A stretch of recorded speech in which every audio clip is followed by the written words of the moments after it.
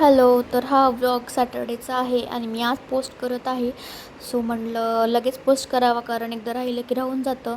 So Saturday होता आणि बरंच म्हणजे निवांत वेळ होता. सो सगळ्यात आधी तर पूजा केली, त्यानंतर चहा नाश्ता वगैरे केला आणि सानू पण उठली. सो तिचा पण ब्रेकफास्ट मी तिला खाऊ घातला, उपमा बनवला होता आणि त्यानंतर मग मी तिला अंघोळ घालून तयार करत होते आणि खूप दिवसानंतर हा तिला फ्रॉक घातला होता आणि तिला असं तयार करत होते. तिचे आज मी केस वगैरे धुतले होते, कारण पाऊस असतो त्यामुळे मी तिची केस तर काय रोज रोज धुवत नाही, 3-4 दिवसातून एकदा धुवत असते आणि तेच मी तिला तयार करत होते. आणि ती इतकी जास्त वळवळ करते ना, ती एक सेकंदही खाली बसत नाही. तिला तयार करणं म्हणजे खूप मोठा टास्क असतो माझ्यासाठी.